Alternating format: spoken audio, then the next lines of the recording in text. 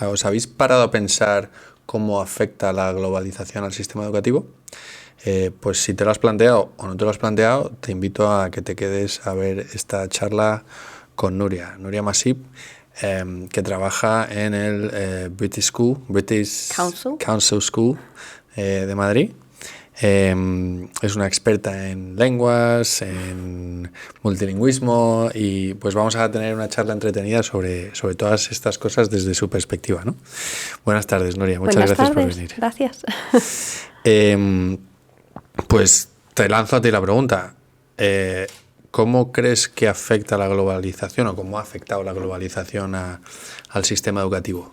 A los sistemas educativos, porque al final afecta a todo el mundo, ¿no? Evidentemente. Yo creo que es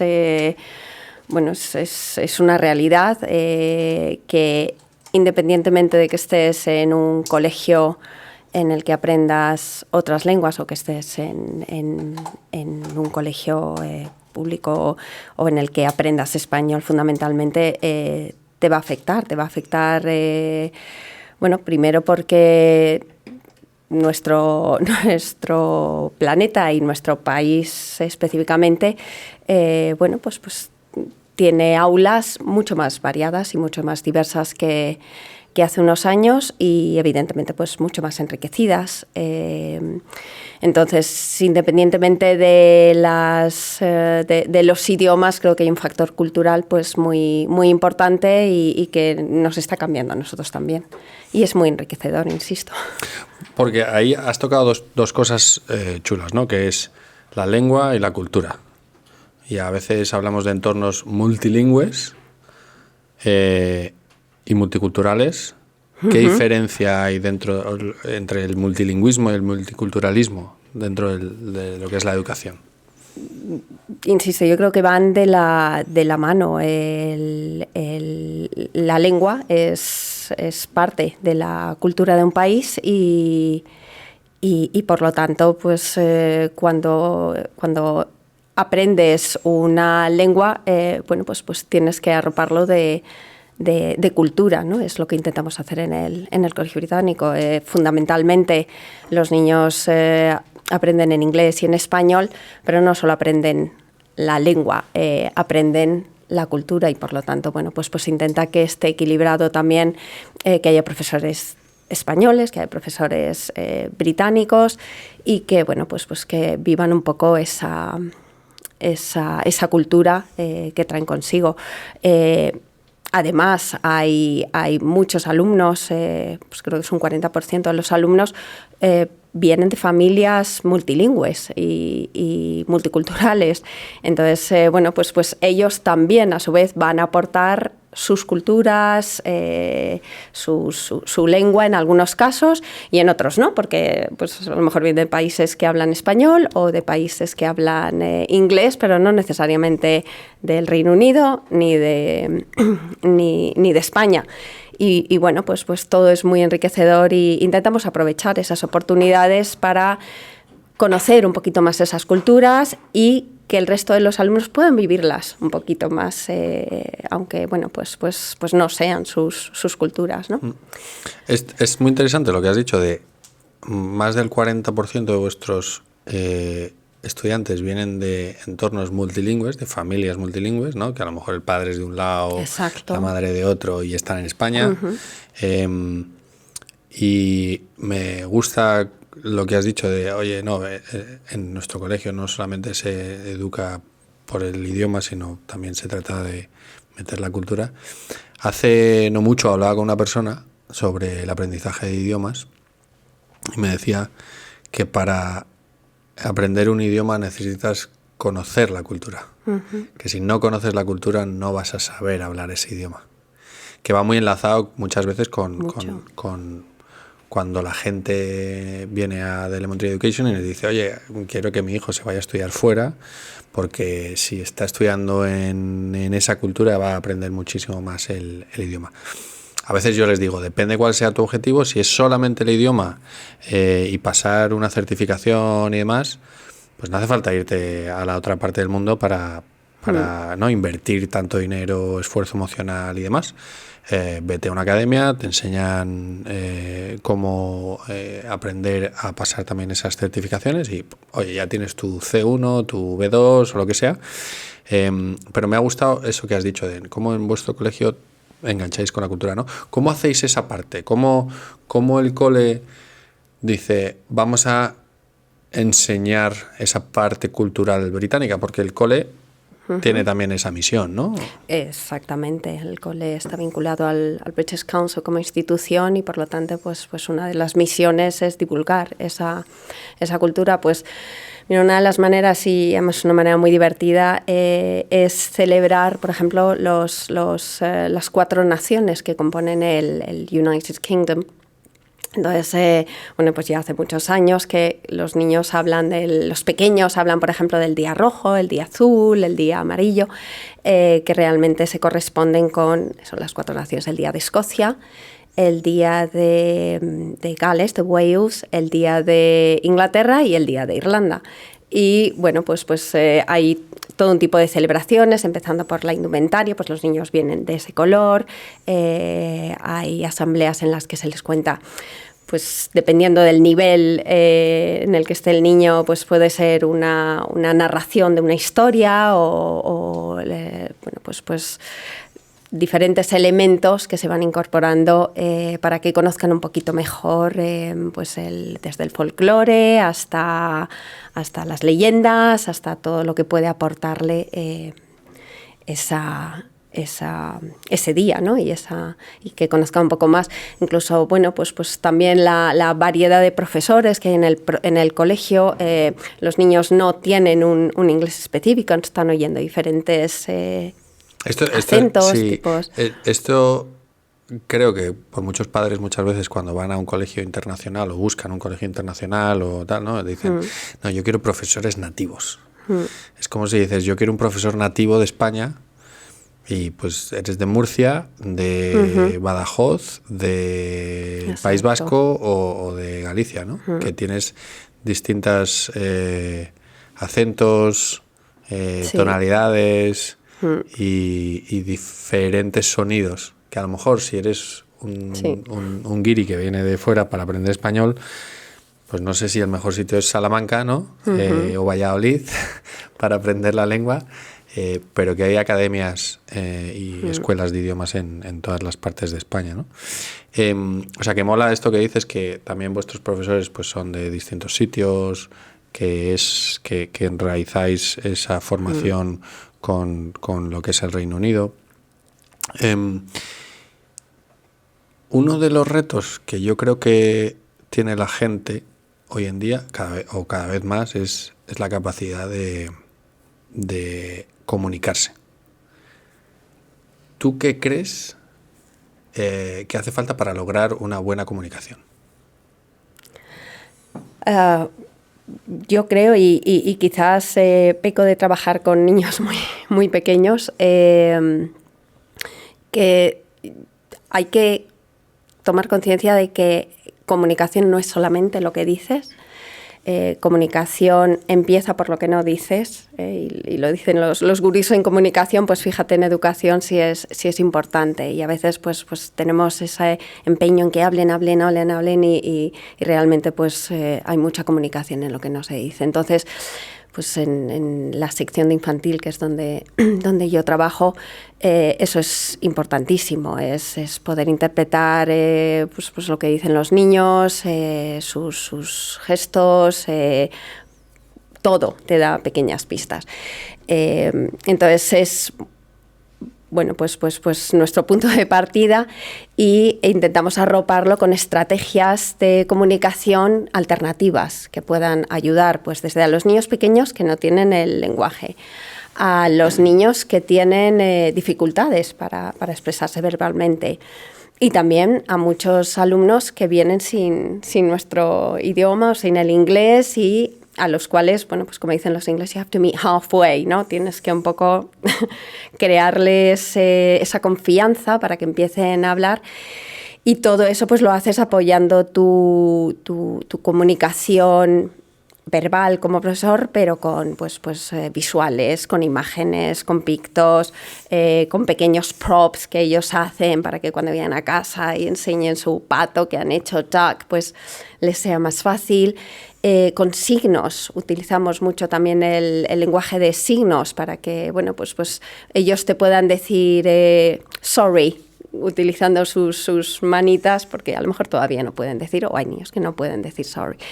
Y bueno, pues eso les crea también la confianza de que están participando, ¿sabes? No sienten un poco eso, no puedo hablar, pues no, puedes hablar y comunicarte de muchas maneras. Y con un dibujo, exactamente, con una carta, con una foto, sí. Hay millones de maneras, ¿no? Millones de maneras. ¿Qué consejo le darías tú a un adolescente?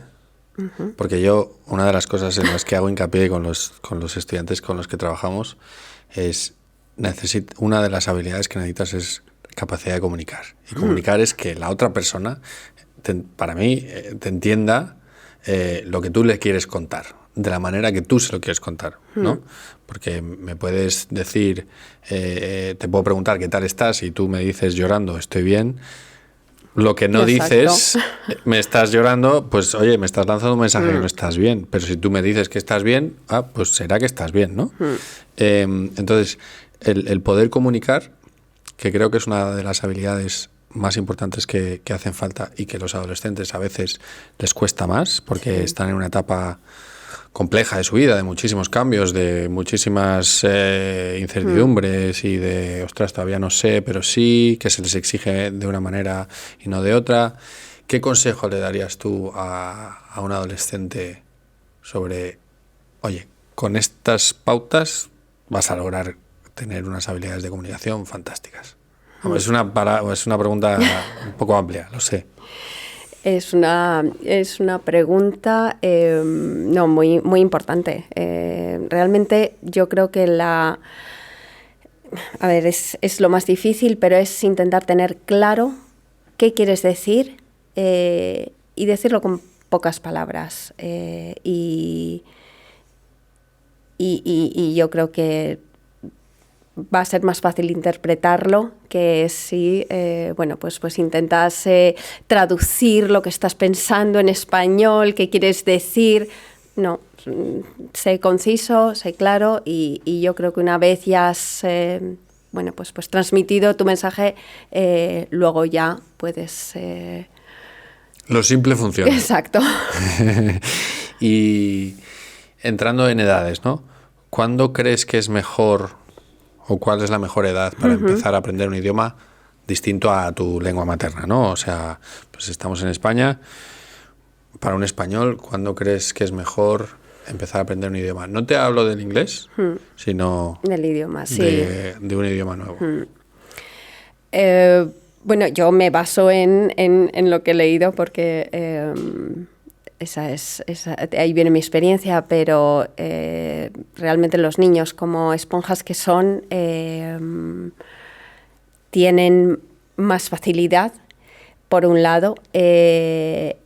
Luego, por otro lado, es verdad que, dicen que niños que hablan o que aprenden más idiomas pues se retrasan un poquito más con el vocabulario. Pero el vocabulario, el léxico, sí que es un área del lenguaje que durante toda tu vida vas añadiendo, ¿no? Palabras y vas enriqueciendo tu vocabulario. Entonces, me parece menos relevante que otra área del lenguaje, que es el fonológico, que son los sonidos. Y los sonidos sí que tienen una ventana, parece, en la infancia, en la que un niño percibe los sonidos con mucha más facilidad que luego a medida que crecen, ¿no? O sea, lo llaman estrechamiento, Albert Costa lo llama estrechamiento conceptual, y es que las palabras que utilizas o a las que estás expuesto mucho o a menudo, esos sonidos te quedan mucho mejor que los sonidos que pues no utilizas. Y entonces, bueno, pues los niños que están más expuestos a esos sonidos tendrán mucho más afinado el oído. La gramática te pasa un poco lo mismo. Los niños pues aprenden repitiendo, aprenden copiando, aprenden imitando. Entonces es un proceso de adquisición gramatical casi inconsciente. Te cansas de decirles, pues por ejemplo, en el colegio te pasa mucho que leyes un cuento y dices, what is this? Y dicen, dark yellow. Y dices, no, yellow dark. Y ya está. Y la tercera vez que lo has dicho, ya no lo tienes que volver a decir. O sea, eso, su estructura, que en español es de una manera, ya la han razonado y ya a partir de entonces entra en su estructura inglesa y ya lo utilizan correctamente. Y eso te pasa mucho. Y luego, bueno, eso es lo que afecta al lenguaje, pero también ves mucho con niños pequeños que no tienen ese freno, ese sentido del ridículo, ese miedo de bloquearse, de tener que repetir las cosas, de que le corrijas y... No, ahí es, te corrijo, repite, y a base de repetir muchas veces, de cantar, de utilizar pues muchísimos recursos, claro, adquieren un idioma pues mucho más fácilmente. Esto es una preocupación muy de los padres de hoy en día, ¿no? De mi hijo tiene que aprender un idioma, mi hijo tiene que aprender un idioma, mi hijo tiene que aprender un idioma y cómo lo voy a hacer y le voy a meter aquí, allí y lo demás. ¿Qué herramientas conoces tú que sean interesantes de manera, pues yo qué sé, hay gente que dice, pues te metes a ver conferencias en TED o ves las series en inglés o te pones a leer libros en el idioma que quieras aprender? Pero hay herramientas que tú digas, oye, con estas 3 herramientas de manera divertida, autónoma, puedes aprender un idioma. Me van a odiar los adolescentes que vean esto, porque hablo también desde un scope pues más joven, ¿no?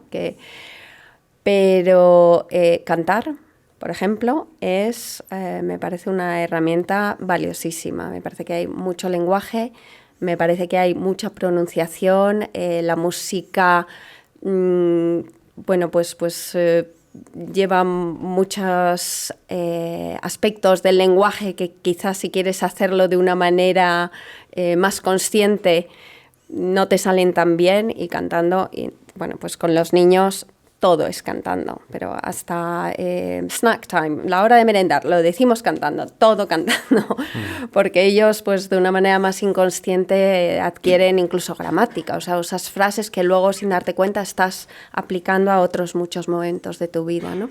Entonces, bueno, yo creo que todo lo que sea afinar el oído es muy valioso, por supuesto, ver películas en versión original. ¿Con o sin subtítulos? Pues depende. O sea, si vas a ver The Crown, pues yo creo que sin subtítulos. Si vas a ver, no sé, una película, hay series que casi sí, que todo el mundo necesita por el slang que tiene, sí, por otros aspectos, es que... que tienen acentos muchísimo más cerrados, que la terminología es un poquito más de barrio, ¿no? Por así decirlo, y de ostras, ¿qué ha dicho?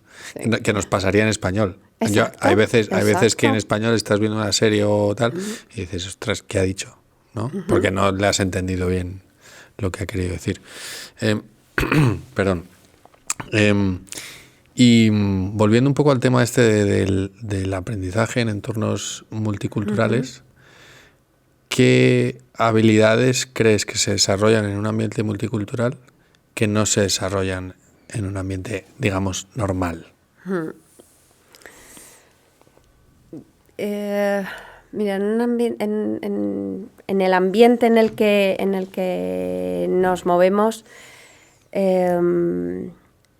yo creo que hay una habilidad que es la versatilidad, ¿no? Que es bueno, el sentirse cómodos en muchos ambientes, idiomas diferentes y y que además promovemos mucho en el colegio, ¿no? No dejamos que estén en su área de confort demasiado tiempo, sino que enseguida hay que exponerlos a experiencias, o sea, no incomodarlos nunca, pero exponerlos, que tengan que probar cosas, pues desde el coro hasta exponer en público. Hay muchas experiencias de ese tipo que desde chiquitines hasta grandes, pues cada uno adaptado a sus necesidades, pues lo tienen que hacer. Y es tremendamente enriquecedor. Lo mismo con las culturas que hablábamos, pues intentamos celebrar culturas que nos son más afines, pero también culturas que a lo mejor no están familiarizados. Por ejemplo, celebramos Diwali en infantil, que es la fiesta de la luz en la India. Les fascina y bueno, pues es una celebración que no solamente es contarles el cuento o la leyenda que hay, sino pues vestirlo de colores, llevar ropa pues más especial, olores, sabores, ¿no? Comer cosas diferentes. Y bueno, pues yo creo que se les abre mucho la cabeza y sobre todo que luego lo buscan. Que luego buscan esas experiencias, pues cuando salen fuera pues tienen ganas de probar cosas y son más abiertos, incluso pues cuando recibimos compañeros que no tienen el mismo background que nosotros, pues es una curiosidad muy sana también y están abiertos a compartir y a entender y a vivirlo también, ¿no?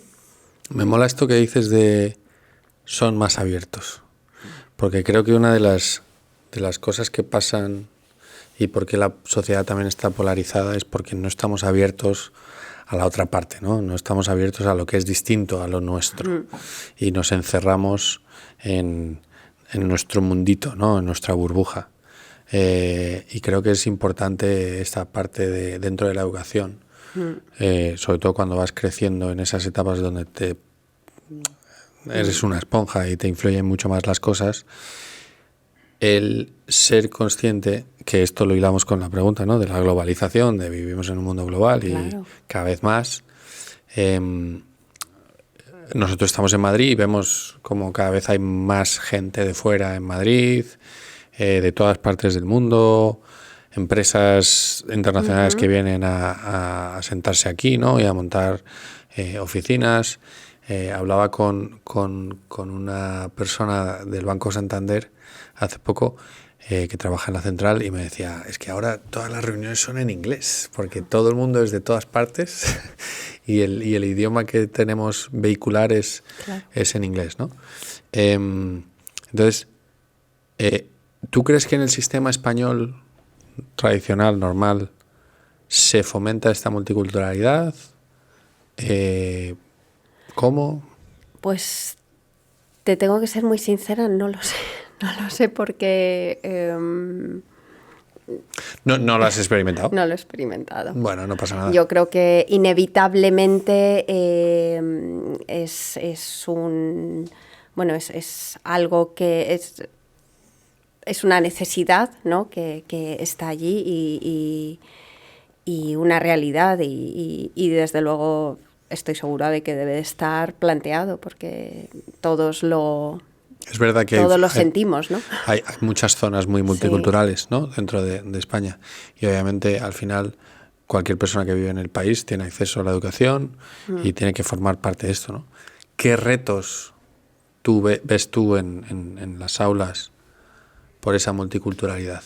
¿Qué te cuesta o qué cuesta o qué le cuesta a tus colegas, ¿no? Es decir, ostras, el 40% de la gente aquí es de todas partes y cómo integramos, cómo traemos eso a la clase, que tiene cosas muy bonitas, pero cosas muy complejas también. Absolutamente. Pues yo creo que el primer reto es intentar integrar no solamente a los niños, sino a sus familias. Es decir, que sus familias sientan bueno, pues ese proyecto de vamos a embrace, como dicen los ingleses, nuevas culturas, y que ellos activamente se involucren, y nos encanta invitarles pues cuando ha sido el Lunar Year, el año nuevo chino o lunar, a que vengan y nos cuenten las tradiciones, porque claro, oírlo de primera mano, es que te lo cuente la profesora, pero que lo oigan de primera mano y pues les traigan ejemplos de cosas, bueno, es mágico, ¿no? Y ese es el primer, yo creo que reto, pero donde tranquilamente invitamos, y además el colegio está súper abierto y predispuesto a que todo el mundo participe y crear esas oportunidades. La barrera idiomática creo que puede ser un reto porque, bueno, pues hay alumnos con los que es difícil comunicarte porque no hablas ese idioma. Evidentemente hablábamos de las estrategias de comunicación alternativas que ayudan muchísimo. Y una vez establecida la confianza, pues también ese proceso es más rápido. Hace nada, un par de meses se incorporó una pequeñaja a nuestra clase y su idioma era el idioma chino, no hablaba español. Y cuando vino a conocer el colegio, pues nada, nos sentamos, mamá pues traducía un poco y hacía de intermediaria, pero la verdad es que con la mirada y un high five y pequeñas cosas muy sutiles enseguida conectamos. Y cuando se iba mamá decía, me ha dicho que le caes muy simpática. Y fíjate, o sea, no había comunicación. Entonces, bueno, pues superar esa barrera idiomática es relativamente, tienes que darle tiempo, como a todo, esto no es, pero es relativamente sencillo. Y luego, bueno, pues también es verdad que hay muchos profesores, puedes ir a profesores para que te ayuden, hay alumnos mayores que también puedes pedirles que te echen una mano pues, con el idioma. Y luego, pues a veces la tecnología también es estupenda. Bueno, sí, yo creo que siempre hay un debate entre la tecnología y la educación, las aulas. Ahora hay un debate muy fuerte con el tema de la inteligencia artificial y de las herramientas que existen. Hay educadores que están a favor, hay educadores que están en contra. Desde este punto de vista, hay una pregunta un poco que hacemos para cerrar las conversaciones que tenemos, que es ¿dónde crees o cómo crees que será la educación de los hijos de tus hijos? Y que, bueno, la tecnología a lo mejor tiene un papel muy importante, pero tú desde el punto de vista de educadora, ¿hacia dónde crees que va o cómo crees que será o te gustaría que fuese la educación de los hijos de tus hijos? Wow. Pues a mí me gustaría que fuese una educación que interpretase cómo son los hijos de mis hijos y que ellos recibiesen la educación que les va a, bueno, pues que va a promover lo que les interese. Realmente creo que en ese sentido no será muy diferente a lo que nos planteamos hoy. Lo que pasa es que los intereses que tengan esos chicos seguramente sí sean muy diferentes a los que quizás tenemos hoy, ¿no? Pero creo que a nivel educativo, pues esa es nuestra pretensión siempre, ¿no? El hacernos mejores y que aquello en lo que soñamos, pues de alguna manera se haga realidad, ¿no? Y espero que eso sea lo mismo. Me gusta lo que dices porque en un episodio anterior entrevistamos a una responsable del British Council, ¿no?, de promocionar la educación británica en España, y una de las cosas que hacía hincapié es que el sistema británico se enfoca en el alumno y trata de potenciar aquello que le interesa.